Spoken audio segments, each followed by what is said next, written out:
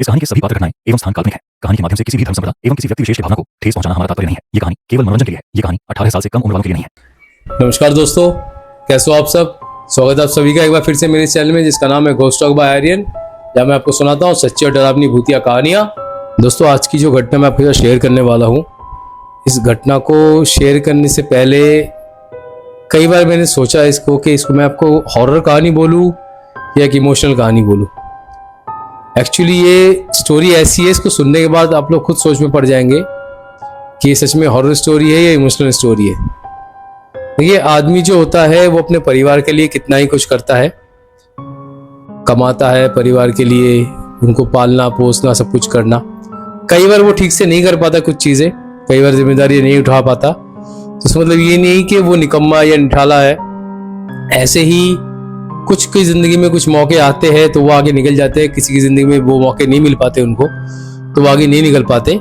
पर कोशिश सबका ये रहता है कि मैं अपने परिवार को पूरी सारी खुशियाँ दूँ। अब ऐसे ही कुछ ये घटना है, ये जिन्होंने मुझे शेयर किया, ये घटना उनके परिवार में उनके साथ, उनके भाई के साथ ही घटी थी। ये बेसिकली एक लेडीज है जो स्कूल टीचर का काम करती है। तो बात काफी साल पहले की है, जब ये छोटी होती थी बहुत ज्यादा। तो इनकी एक भाई था। एक्चुअली जगह किस जगह से है ये घटना वो मैं आपको बता नहीं पाऊंगा, मैं बस आपको घटना शेयर करता हूँ। उन्होंने भी अपनी जगह नहीं बताई मुझे, मैं घटना शेयर की है क्योंकि उनकी अपनी फैमिली का पर्सनल मामला था। ये बहुत ज़्यादा ही उनको ये सीक्रेट रखना था, इसलिए उन्होंने अपनी घटने के लिए, मतलब जो कहानी उन्होंने सुनाई है वो जगह उन्होंने हमसे शेयर नहीं किया। उसने अपनी पूरी कहानी, अपनी पूरी घटना लाइफ की उन्होंने बताई है मुझे। दोस्तों, एक लड़की छोटी सी थी, करीबन होगी वो 4-5 साल की। उसका भाई था बड़ा, कुछ 15-16 साल का ऐसे कुछ। तो भाई बहन में नॉर्मली काफ़ी प्यार होता है। अब ये ऐसी ज़िंदगी अपनी काटते रहे, धीरे धीरे दोनों ही बड़े होते रहे। होते होते इसका भाई कॉलेज क्लियर किया करके अब नौकरी की बारी आई। तब ये भी काफ़ी बड़ी हुई, ये भी अपने स्कूल में थी। तो इसका भाई उसको स्कूल में सारी चीज़ों में हेल्प करता था, इसके मैथ में और भी काफ़ी सारी चीज़ों में। तो दोनों एक दूसरे के लिए जान थे। ये लड़की अपने भाई से बहुत प्यार करती थी। अब जब इसके भाई का ग्रेजुएशन पूरा हुआ तो बारी आई जॉब वगैरह ढूंढने की। तो ये जॉब ढूंढते रहे इसका भाई, तो इसको कुछ खास कामयाबी नहीं मिल रही थी, कहीं पे जॉब वगैरह मिल नहीं रही थी। मगर इसके साथ के दोस्त थे वो अपने अपना सेटल होते रहे। किसी को जॉब मिल गया, किसी ने कोई बिजनेस कर लिया, कुछ कर लिया, वो सेटल होते रहे सारे। मगर इसने काफी ट्राई किया, इसके भाई ने, उसको कोई जॉब वगैरह मिली नहीं। अब बिजनेस कर पाए उतने अमीर लोग थे नहीं कि घर से पैसे लगा पाए। घर में इसके मम्मी पापा, ये लड़की और इसका भाई, बस ये 4 लोग ही थे। अब काफी टाइम बीतता गया तो इसके पापा ने क्या किया, इसके भाई को ताने मारने स्टार्ट किए कि देख फलाने का लड़का, उसको नौकरी मिल गई है, फलाने का लड़का उसने काम धंधा कर लिया, ये कर लिया वो कर लिया, तू निकम्मा है, निठाला है, कुछ नहीं करता, ये वो। तो ऐसे डेली उसको ताने मारते रहे। अब वो बेचारा अपनी नौकरी ढूंढता रहा, कई बार कई जगह गया, नहीं हो पाया उसके हिसाब से, नहीं मिल पाया उसको नौकरी, या वो फिट नहीं बैठ पाया, तो वो काम धंधा नहीं कर पा रहा था। तो एक दिन ऐसे करते थे, काफी ज्यादा हद हो गई बाप बेटे के बीच में ना, मामला काफी ज्यादा बिगड़ गया। बिगड़ने के बाद इसके पापा ने इसको, इतने बड़े लड़के पे हाथ भी उठाया, उसको मारा भी और बड़ी खड़ी खोटी सुनाई। दोस्तों, कुछ चोटें ऐसी होती है अपनों की दी हुई, जो अगर शरीर पे लगे तो उसका जख्म भर जाता है, कोई दिक्कत ही नहीं है। मगर अगर मन पे लग जाए, दिल पे लग जाए, तो वो जख्म कभी भरता नहीं है। तो इसको भी काफी कुछ ऐसा फील हुआ कि मैं तो कर नहीं पा रहा हूँ, घर में बैठ के शायद घर वालों के लिए बोझ ही बन रहा हूँ। तो ये क्या करता है, ये फैसला लेता है कि मैं घर छोड़ के चले जाऊंगा। ये अपने बाप को बोलता है कि ठीक है मैं फिर घर छोड़ के जा रहा हूँ। एक्चुअली इसके बाप ने इसको बोला था मार पीट के कि निकल जाएगा, तेरे बस की नहीं, घर छोड़ के जा, हमारे छाती पे मत बैठिए। वो तो बोलते चलो ठीक है मैं जा रहा हूँ घर छोड़ के। तो अपना 1-2 कपड़े लेके घर से जाने वाला होता है। अब इसकी माँ काफी रो रही होती है, रोक रही होती है उसको, बहन काफी रोक रही होती है, बहन भी थोड़ी बड़ी हो जाती है, हाई स्कूल में होती है बहन उसकी, वो भी रोक रही होती है कि भाई मत जा, तू नहीं जाएगा तो मेरा क्या होगा, ये वो, तू ही तो अकेला सहारा है मेरा, तू ही तो दोस्त है मेरा। तो काफी ऐसा होता है। मगर वो बंदा इतना इमोशनल टूट जाता है, वो घर से चला जाता है। और इसके बाप ने इसको एक बार रोका भी नहीं, तो ये घर से चला जाता है। तो ये बेसिकली गांव में रहते थे, अब वहां से वो जाके क्या करता है, शहर में चला जाता है। अब यहाँ पे ये लोग, इसके पीछे से इसकी बहन, इसके मम्मी पापा रहते हैं। तो कुछ साल बीतता है, काफी टाइम बीतता है। काफी टाइम बीतने के बाद अब ये लड़का जो शहर में आ गया था, ये अपनी जिंदगी जी रहा था, और गांव में इसके घर वाले अपनी जिंदगी जी रहे थे। हाँ, इस बीच इसके पिताजी की डेथ हो गई। उस लड़के तक खबर पहुंची मगर वो लड़का पलट के आया नहीं, क्योंकि बाप बेटे के बीच का रिश्ता इतना अच्छा था नहीं। तो पिताजी की डेथ हो गई। अब बहन भी इसकी बड़ी हुई। बड़ी होने के बाद इसकी बहन ने भी अपने ग्रेजुएशन वगैरह पूरा किया। उसके बाद ये अपनी नौकरी पे लगी। तो गांव में एक स्कूल में स्कूल टीचर का काम मिल गया इसकी बहन को। वो वहां पे स्कूल टीचर का काम कर रही थी। तो वो लड़की स्कूल टीचर का काम कर रही थी वहां पे। अब इसके पिताजी की डेथ हो गई थी। घर में बची इसकी माँ। माँ भी धीरे धीरे ना अकेलेपन में, एक तो इसके भाई के जो चला गया था छोड़ के, घर छोड़ के, उसमें गम में भी ना इसकी माँ इतनी बुरी तरह बीमार हो गई कि वो ऑलमोस्ट पैरालाइज हो गई। बेड में लेटी रहती थी दिन भर। तो ये लड़की अपनी जॉब करती थी स्कूल टीचर का, और बाकी पूरे घर का देखभाल करना, ये करना, अपनी माँ का देखभाल करना, ये सब करती थी। तो ऐसे ही करते करते 10 साल बीत गए उस बात को कि ये अब वो बंदा अपना घर छोड़ के गया था, इसका भाई। अब शहर में जो इसका भाई घर छोड़ के गया था, ये क्या था, अब इस बारे में आते हैं। शहर में इसका भाई आया, आके इसने कोई बहुत बड़ा तीर नहीं मान लिया। यहाँ पे भी कोई नौकरी वगैरह नहीं कर पाया, कोई बिजनेस नहीं कर पाया। शहर में आके वो बहुत बड़ा बदमाश बन गया, जिसे स्ट्रीट शीटर कहते या गुंडा कहते, वो बन गया ये। एक्चुअली शहर में आने के बाद इसके पास कुछ था नहीं, तो कुछ ऐसे ही लोगों के पल्ले पड़ा ये, और शहर का जो बहुत बड़ा बदमाश होता था उसके अंडर ये काम करने लग गया। तो पैसे वैसे तो कमा ही रहा था, इस बीच बदमाशी भी काफी ज्यादा कर ली इसने। मर्डर करना, किडनैप करना, फिरौती वगैरह, ये सब इन सब में लग गया। इसमें काफी नाम था इसका। शहर में इसने बहुत ज्यादा नाम कर लिया बदमाशी में अपना। अब 10 साल बीत गए इस बात को। 10 साल में इसने भी शहर में अपनी बहुत अच्छी पकड़ बना ली। मगर क्या हुआ, जैसे आप लोगों को पता ही होगा, ये बदमाश जो होते हैं इनका भी एक टाइम होता है। जब तक इनके पीछे बैकअप है तो बैकअप है, जब तक सिस्टम को इनसे फायदा हो रहा है ठीक है। जैसे सिस्टम चेंज होता है या नेता चेंज होते हैं, इनकी फिर वाट लगी जाती है। तो ऐसे कुछ हुआ, तो जो इनके बदमाशों का हेड था उसका एनकाउंटर का ऑर्डर निकला, तो उसको एनकाउंटर कर दिया पुलिस ने। अब बाकी उसके नीचे वाले थे, उनका भी एनकाउंटर का ऑर्डर निकला।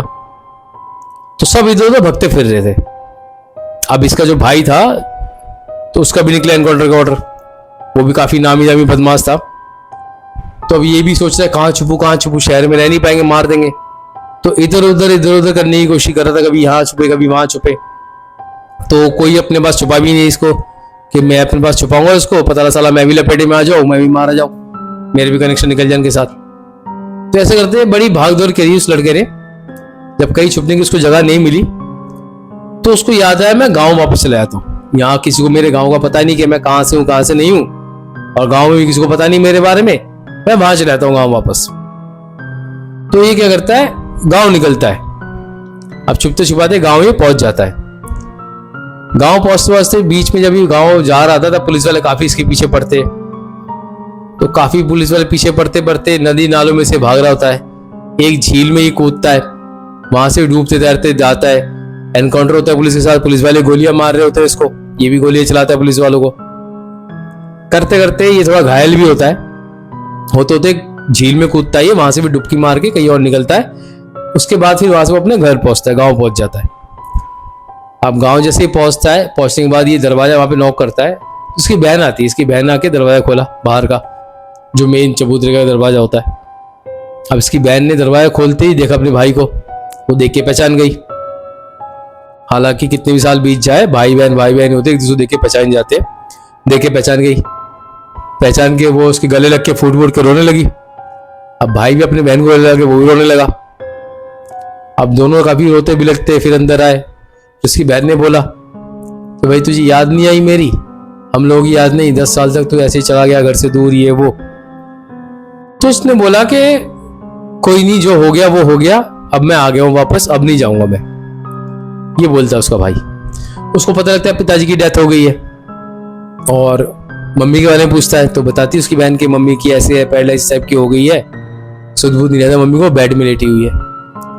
इतने में उसकी मम्मी की आवाज आती है अंदर से और पूछती है बेटी क्या हुआ, शंकर वापस आया क्या? एक्चुअली उस लड़के का नाम शंकर था। शंकर वापस आया क्या? उसकी बेटी बोलती है भाई देख मम्मी बोल पड़ी, वरना बोल भी नहीं पा रही थी मम्मी।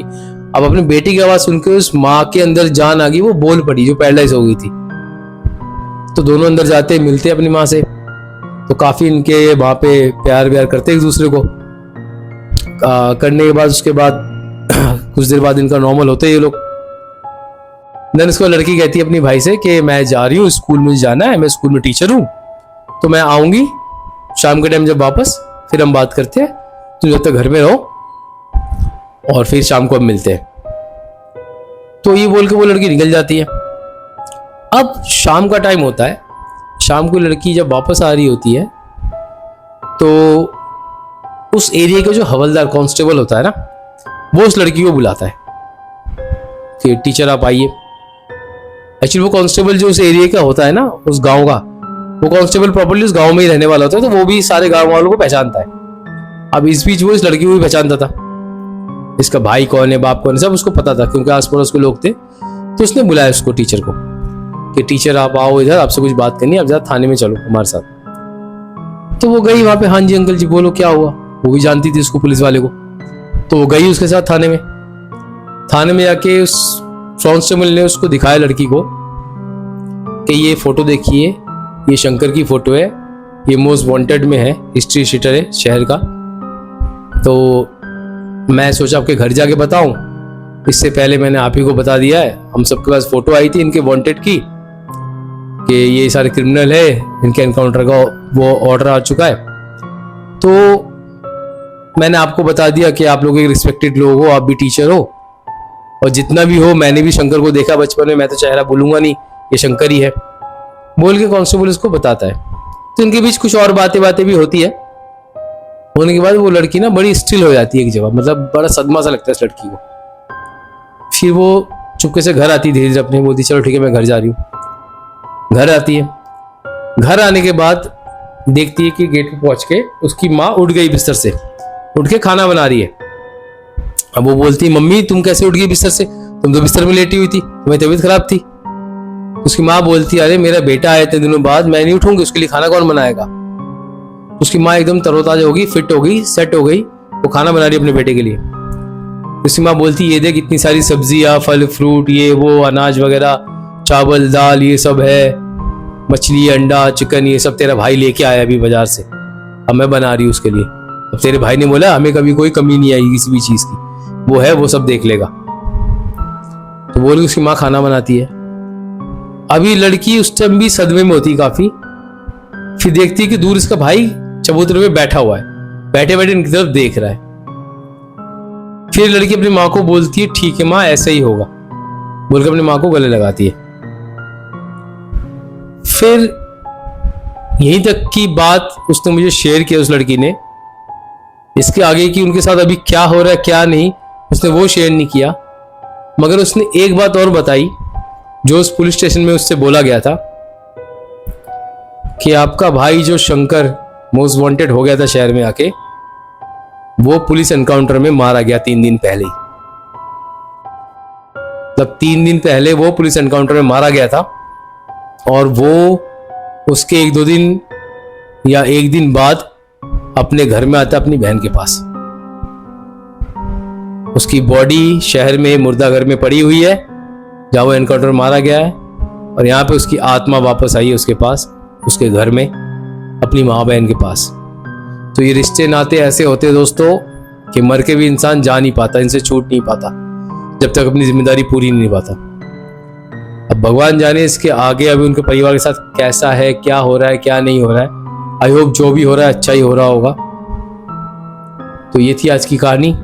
कहानी अगर आपको अच्छी लगी तो प्लीज़ एक प्यारा सा कमेंट जरूर करना, और अपने दोस्तों के साथ, परिवार के साथ इसको शेयर जरूर करना। और जो लोग भी मेरे चैनल में नए हैं वो प्लीज़ चैनल को सब्सक्राइब कीजिए।